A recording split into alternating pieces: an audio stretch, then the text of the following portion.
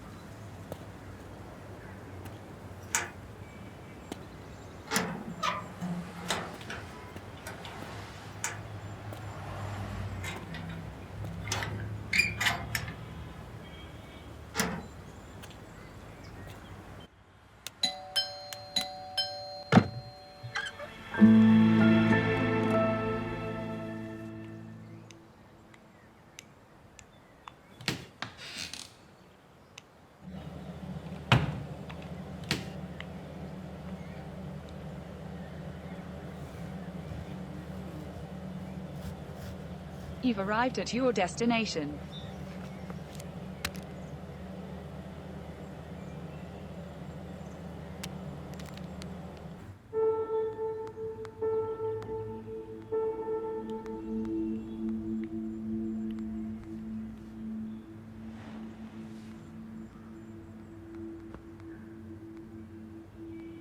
താൻ ലൊക്കേഷൻ കണ്ടുപിടിക്കാൻ ബുദ്ധിമുട്ടിയായിരുന്നോ?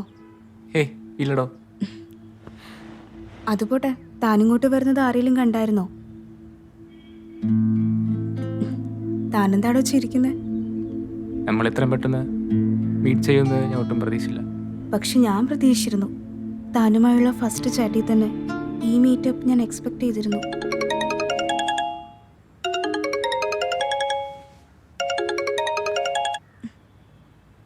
താനെന്താ കോൾ എടുക്കാത്തെ? അതെൻ്റെ വൈഫാടോ. അപ്പോൾ താൻ മാരീഡാ? തൻ്റെ മാരേജ് കഴിഞ്ഞിട്ട് എത്ര നാളായി? ഒരു 1 year ആയി കാണും. പിന്നെ എന്തിനാ ഞാനായിട്ടുള്ള റിലേഷന് ഓക്കെ പറഞ്ഞത്? ഈ ലൈഫ് പാർട്ട്ണറെ പറ്റി നമുക്ക് ഓരോ കോൺസെപ്റ്റ് കാണില്ലേ, അത് മാച്ചാതെ വന്നാൽ ആ മാരേജ് ലൈഫ് എങ്ങനെയാവുമെന്ന് തനിക്കറിയാമല്ലോ. അതൊക്കെ പോട്ടെ, തൻ്റെ ഫാമിലി പറ്റിയൊന്നും പറഞ്ഞില്ല. ഫാമിലി എന്ന് പറയാൻ അച്ഛൻ, അമ്മ, അനിയത്തി.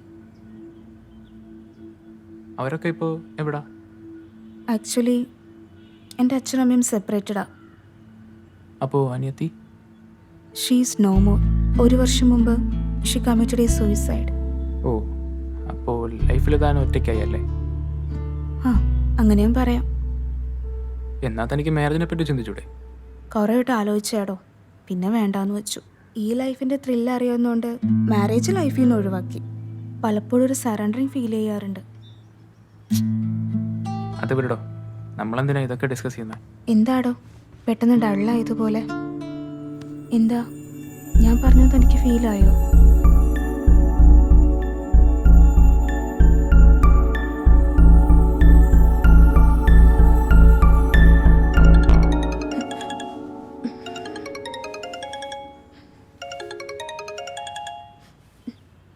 ഹലോ. ഹലോ അപ്പി, നീ എന്താ കോള് കട്ടിയതേ? എടോ, ഞാനൊരു സൂം മീറ്റിങ്ങിലായിരുന്നു. ആണോ? നീ കഴിച്ചായിരുന്നോ? ഞാനിപ്പോൾ കുറച്ച് തിരക്കിലാണ്, ഞാൻ അങ്ങോട്ടേക്ക് വിളിക്കാം.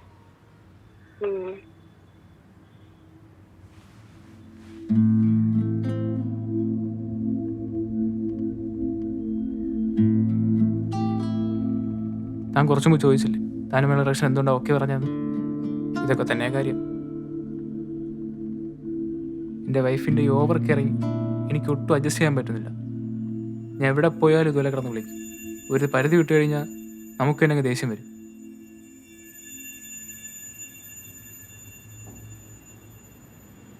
ഏയ്, താൻ മൂഡൗട്ട് ആവണ്ട. താൻ എന്തെങ്കിലും കഴിച്ചായിരുന്നോ? എന്നാവാ നമുക്കെന്തെങ്കിലും കഴിക്കാം.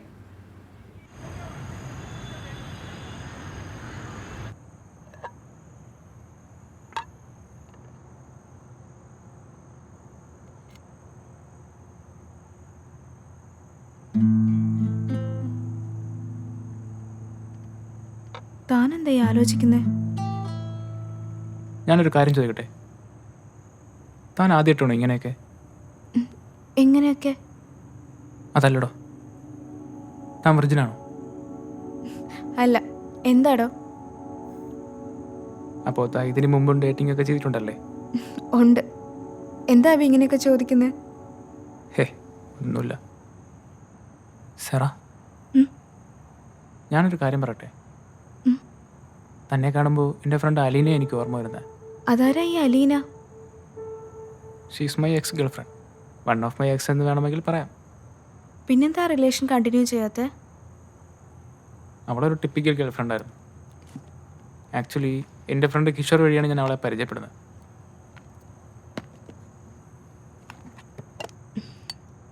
അതാരാ ഈ Kishore?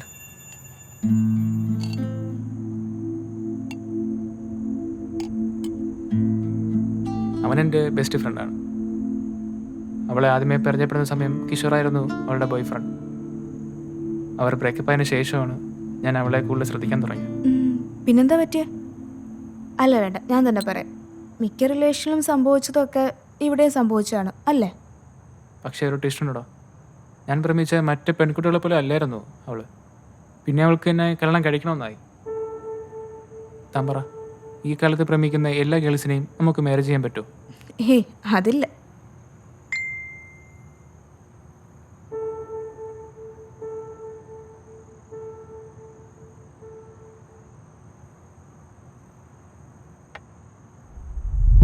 The number you're calling is currently switched off. Please try later.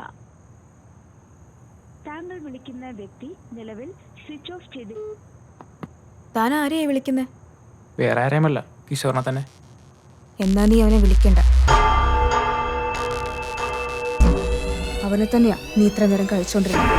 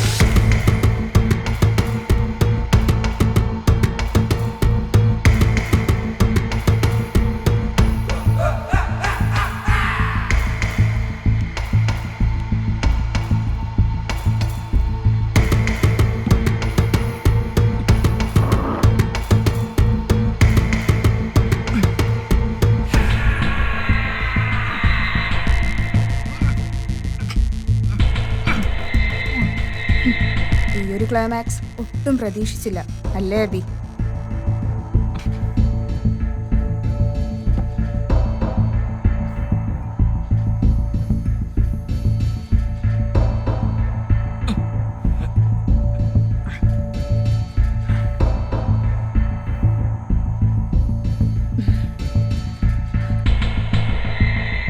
കുറച്ചു മുമ്പ് നീ തീരുമെന്നാണ് ഞാൻ വിചാരിച്ചേ.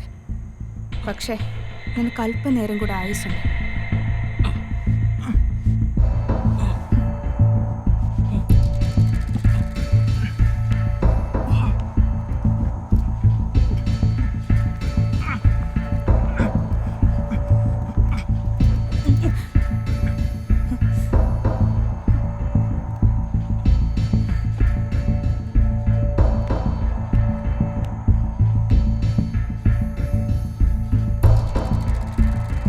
ഈ പെയിൻ എനിക്ക് എൻജോയ് ചെയ്യാൻ പറ്റുന്നുണ്ട്.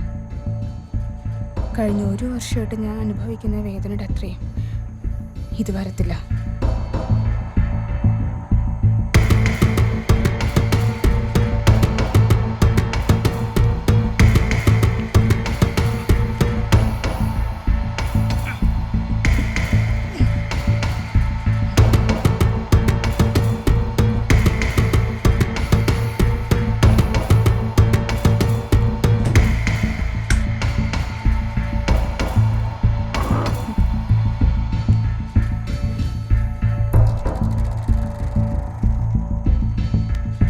ഇതുപോലെയായിരുന്നു എൻ്റെ ഫ്രണ്ട് കിഷോറും. എല്ലാത്തിനും ഭയങ്കര തിടുക്കമായിരുന്നു. അതുകൊണ്ട് അവൻ്റെ കാര്യത്തിൽ പെട്ടെന്നൊരു തീരുമാനം ഉണ്ടാക്കി. സോ നിന്റെ മരണത്തിൻ്റെ വേഗത തീരുമാനിക്കുന്നത് നീ.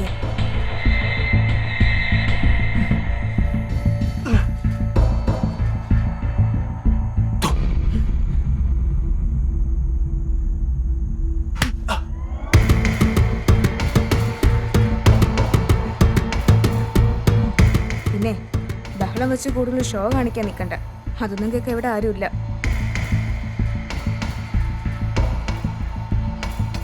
നിന്റെ അനിയത്തിക്ക് എന്താ പറ്റിയെന്ന് നിനക്ക് ഓർമ്മയുണ്ടല്ലോ. അവളുടെ അവസ്ഥ ഇനി ആർക്കും ഉണ്ടാവില്ല.